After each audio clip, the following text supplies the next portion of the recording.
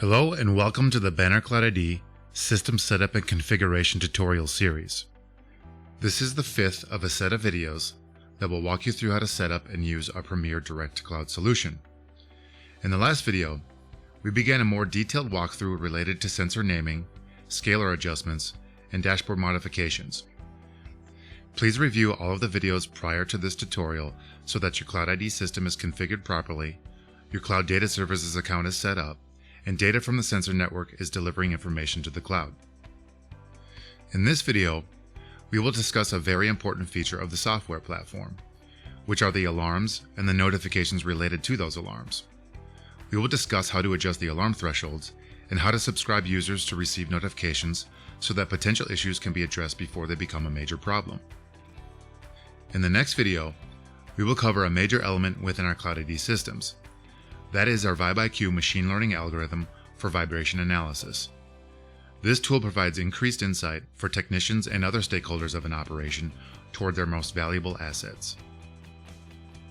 If you have not already done so, log into your Banner Cloud Data Services account by navigating to bannercds.com, click on Login, and enter your username and password.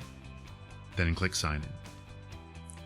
One of the most significant sources of value a condition monitoring and preventative maintenance solution can provide is the awareness of when conditions for your equipment may be falling out of normal operation.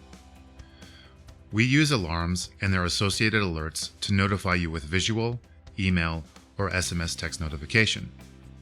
Let's first discuss the default alarms that are created with the Banner Cloud ID systems, and then how they can be modified to suit your needs and fit your equipment properly. We can view the associated alarms for all gateways by navigating to the Alerts section of the website. Click on Alerts from the menu in the navigation pane. If you have multiple gateways pushing data to your system, it is recommended that you filter this list to adjust the alarms that are associated with the Cloud ID device of interest at this time. To do that, click on the Search Filter field and select Gateway. Then click on the drop-down menu and select the gateway name for your Cloud ID device. The list of alarms is now filtered to just those that relate to the data collected by the nodes in the network for the gateway.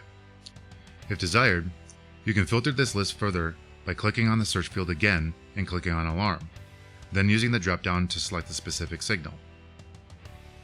The alarm can be edited by clicking on the Edit button to the far left.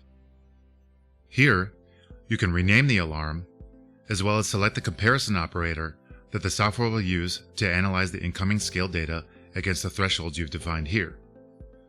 The warning and critical threshold values can be entered into the text fields as shown. It's important to note that a warning threshold is optional and a critical threshold is required. Two things can also be selected here: a duration and a manual clear attribute for the alarm. The duration is to establish how many minutes you would like the argument to be true before an alarm is triggered. This is to prevent brief outliers in data from triggering errant alarms. Remember to select a duration in minutes that is longer than your push report rate. For example, if the gateway is pushing once every 5 minutes, then I should not use a duration that is shorter than that. Otherwise, it would be missed. Now, the manual clear attribute is a feature that can be used to require an individual to log in and manually clear this alarm to ensure that it was recognized. There is another way that an alarm can be modified directly from the dashboard screen. I'll show you that now. Just navigate back to the dashboard page, as we've done in a previous video. Then click on the icon for the node you would like to modify. When the sensor information window appears, click on the Edit button next to the alarm or the data signal you would like to modify. This will take you straight to the alarm edit window that we found in the previous step. Always remember that the alarm icons on the dashboard page are your visual indicators that change colors with respect to the thresholds you've just established. They'll change red for critical thresholds, they'll change yellow for warning thresholds, and are green when the data is within acceptable parameters. So now that we know how to adjust the alarm thresholds, let's discuss how we can be notified when these alarms are exceeded via email or SMS text communication rather than just the visual indication of the dashboard. Let's describe how the organizational flow for alarm data is structured within the Banner Cloud Data Services platform. Conceptually, it works like this.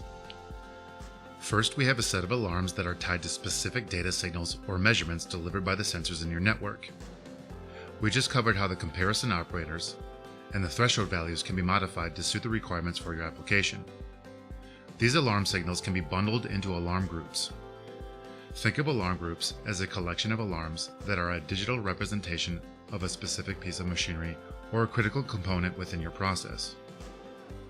We can collect all alarm signals for one sensor into an alarm group, as well as capture signals from other sensor nodes, and ultimately combine them to represent critical portions of an operation. Next, these alarm groups can be collected into operational groups. Think of the operational groups as a means to organize your grouped alarms according to a specific process line, a machine type, or a location. Then assign responsibility for those operations to the respective stakeholders. A process line example would be all alarm groups involved within the manufacturing or assembly efforts for a specific product. You can see here that a previous operational group in this process was a welding operation. The next operational group is assembly, consisting of the 5 alarm groups you see here, and the next operational group would encompass all machines involved with the painting process. A machine type example may focus on just the pumps within a water treatment facility, only the stamping presses within a metal forming operation, or in this case, just the injection molding machines of a process. A location example is all alarm groups allocated to buildings A, B, and C perhaps, or all alarm groups involved with the fabrication of components on one end of a process, and then all alarm groups involved with the assembly of those components or shipping on the other end of the same process. It really comes down to determining what is the most appropriate method for organizing the data for your purposes, so that you can obtain the critical insights and information needed to keep the operation running as optimally as possible. Lastly, we have the contacts, or the stakeholders and technicians that are responsible for maintaining the assets involved within the operation. Once we subscribe these contacts to the respective operational groups, they will begin receiving the specified notifications from the alarms in that group. Our recommended method to begin organizing this information and subscribing personnel to receive notifications is to first enter the contact information for those that hold responsibility for the operation, then create the operational groups that will gather all the grouped alarms within, and lastly, organize the alarms into a digital representation of your critical equipment. Once that chain of organization is complete, users will receive all necessary notifications. I will now walk you through an exercise to solidify this process. In the scenario I will illustrate for you, I want to organize my alerts like this. I have 4 individuals, 2 maintenance technicians, a plant manager, and a machine expert. They are responsible for maintaining the uptime of an injection molding operation. Technician 1 ensures that the hopper tanks in the material supply building remain full and at their appropriate temperature and humidity levels. Technician 2 ensures that the molding machines in the molded parts building are running smoothly with the help of a vibration expert. They are concerned with the vibration, temperature, and power characteristics of the motors within the machine. The plant manager oversees the entire operation and delegates duties when they become more critical. Let's head back to the alert screen and begin organizing our alarms in this manner by entering our contacts into the system.